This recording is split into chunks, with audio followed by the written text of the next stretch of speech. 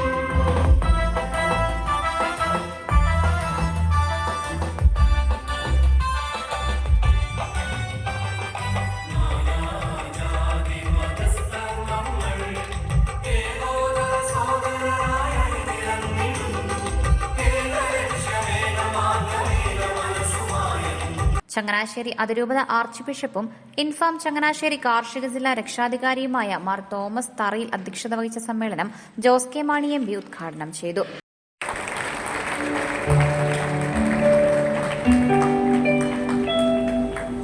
മരം നട്ടുപിടിപ്പിച്ച് സംരക്ഷിച്ച കർഷകരെ വനം കൊള്ളക്കാരായി കാണുന്ന സമീപനം അവസാനിപ്പിക്കണമെന്ന് ജോസ് കെ മാണി MP പറഞ്ഞു. അതുപോലെ തന്നെ നമ്മുടെ രാജ്യം ലക്ഷ്യമിടുന്നത് കൂടുതൽ വൃക്ഷങ്ങൾ വനം വർദ്ധിപ്പിക്കുക എന്നുള്ളതാണ്. വനത്തിന്റെ കാര്യമെടുത്തു കേരളവും സംസ്ഥാനം നമ്മൾ എപ്പോഴും താരതമ്യപ്പെടുത്തുന്നത് കേരളവും തമിഴ്നാടും കർണാടകയും ആന്ധ്രയൊക്കെയല്ല, തൊട്ടടുത്തുള്ള സംസ്ഥാനങ്ങളുമായി ബന്ധപ്പെട്ടല്ലേ. ഇപ്പോൾ തമിഴ്നാട് എടുത്താല് അവിടെ വനത്തിന്റെ മേഖല എന്ന് പറയുന്നത് ഏതാണ്ട് 19%. അത് കർണാടകയിൽ എടുത്താൽ ഒരു 20-21%. ആന്ധ്ര എടുത്താൽ കുറച്ചുകൂടെ കുറവാണ്. ഇനി കേരളം എടുത്താൽ ഏതാണ്ട് 26-27% ഈ കൊച്ചു കേരളത്തിൽ ഇന്ന് വനം കൊണ്ട് വനം സംരക്ഷിച്ച് മുന്നോട്ട് പോവുകയാണ്. അതവിടെ നിൽക്കട്ടെ.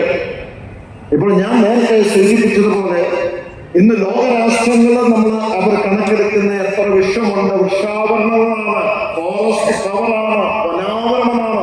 നമ്മൾ നട്ടുപിടിപ്പിച്ച ആ വൃക്ഷങ്ങളെ കൂട്ടിയാണ് അവിടെ നിന്നാണല്ലോ കാർബൺ അബ്സോർബ് ചെയ്യുന്നത്.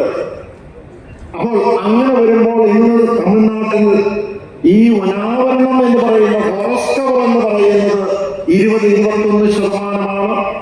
അത് കർണാടകത്തിൽ കുറച്ചുകൂടെ 21-22%. അത് ആന്ധ്രയിലേക്ക് പോകുമ്പോൾ വീണ്ടും അത് 20-21% തന്നെ എത്തുകയാണ്. അങ്ങനെയാണെങ്കിൽ കേരളത്തിൽ എത്രയാണ്? ഇന്ന് കേരളത്തിൽ നിങ്ങൾ അത്ഭുതപ്പെടും. ഇന്ന് ഈ കൊച്ചു കേരളത്തിൽ 54% ഇന്ന് ഫോറസ്റ്റ് കവർ. 54% എന്ന് പറഞ്ഞാൽ നമ്മുടെ ഈ സംസ്ഥാനത്തിന്റെ ഭൂവിസ്തൃതിയിൽ 38,852 സ്ക്വയർ കിലോമീറ്റേഴ്സിൽ അതിന്റെ 54% വനാവരണമായി വന്നിട്ടുണ്ടെങ്കിൽ നമ്മളൊക്കെ ഇന്ന് പരിസ്ഥിതിയെ നശിപ്പിക്കുന്നത് പരിസ്ഥിതിയെ സംരക്ഷിക്കുന്ന നമ്മുടെ കർഷകരാണ് എന്ന് സ്ഥാപിക്കുന്നതാണ്. ഈ കൊച്ചു കേരളത്തിൽ നമുക്കറിയാം 69.6% റെസ്ട്രിക്റ്റഡ് ഏരിയയാണ് എന്ന് പറഞ്ഞാൽ എന്താ? നമ്മളിപ്പോൾ ഫോറസ്റ്റ് സൈഡിലേക്ക് എത്തിക്കഴിഞ്ഞാൽ വനത്തിന്റെ സൈഡിലേക്ക് എത്തിക്കഴിഞ്ഞാൽ നമ്മളെ ഇപ്പോൾ തീരദേശത്തേക്ക് CRSSുമായി ബന്ധപ്പെട്ടുള്ള റെസ്ട്രിക്റ്റഡ് ഏരിയയാണ്, ഇന്ന് തണ്ണീർത്തടവുമായി ബന്ധപ്പെട്ടുള്ള റെസ്ട്രിക്റ്റഡ് ഏരിയയാണ്.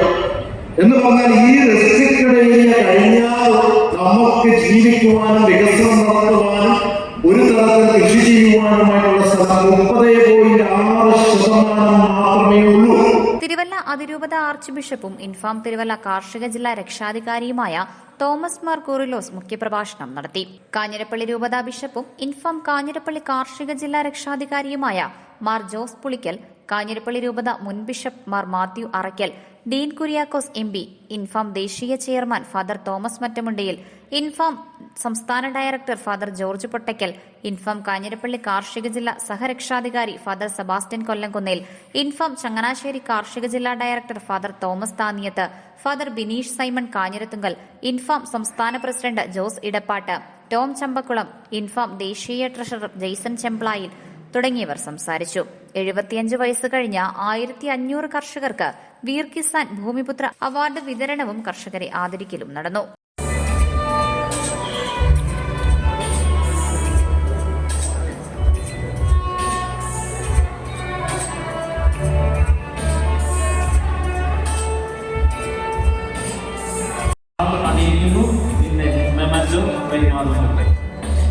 ഏറ്റവും സുന്ദരമായ ഒരു കർഷകൻ എന്ന നിലയിൽ നമ്മൾ കടന്നുപോയിക്കൊണ്ടിരിക്കുകയാണ്. ഈ അവാർഡ് ദാന ചടങ്ങിന് ഇടയിൽ തന്നെ ആശംസ പ്രസംഗങ്ങളും ഈ ആദരവ് നടക്കുന്നതിനോടൊപ്പം തന്നെ ഏകദേശം 900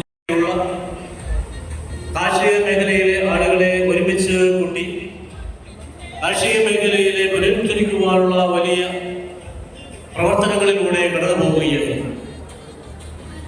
വലിയ പ്രതിസന്ധികളിലൂടെ കടന്നുപോയ ഒരു കാലഘട്ടത്തിലാണ് ഇൻഫാം എന്നുള്ള ഒരു സംഘടന ഉയർത്തെഴുന്നേറ്റതും. ഇന്ന് അവാർഡ് വാങ്ങി അതിൻ്റെ അഭിമാനത്തിലായിരിക്കുന്ന ഞങ്ങളുടെ പ്രിയപ്പെട്ട കർഷക മാതാപിതാക്കൾക്ക് എല്ലാവിധ പ്രാർത്ഥന ആശംസകളും നേരുന്നു.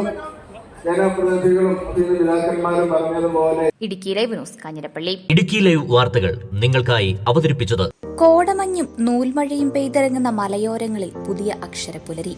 Don Bosco central school Kattappana. Salesian വൈദികരുടെ നേതൃത്വത്തിൽ പ്രവർത്തിക്കുന്ന CBSE സീനിയർ സെക്കൻഡറി സ്കൂൾ. വിശുദ്ധ ഡോൺ ബോസ്കോയുടെ സ്വപ്നങ്ങൾക്കൊപ്പം മൂല്യബോധമുള്ള യുവതലമുറയെ വാർത്തെടുക്കുന്ന വിദ്യാലയം. പ്രസന്നമായ പഠനാന്തരീക്ഷം, ഹൈബ്രിഡ് ക്ലാസ് റൂമുകൾ, JEE, IIT, NEET എന്നീ പ്രവേശന പരീക്ഷകളുടെ പ്രത്യേക പരിശീലനം, health kiosk, football turf, basketball, table tennis, badminton. 20ഓളം പഠനാനുബന്ധ പ്രവർത്തനങ്ങൾ. 2026-27 വർഷത്തേക്കുള്ള അഡ്മിഷൻ തുടരുന്നു. Don Bosco central school Kattappana. അക്ഷരങ്ങൾക്കൊപ്പം ജീവിതത്തിന്റെ പാഠങ്ങൾ പകർന്നു നൽകുന്ന വിദ്യാലയം.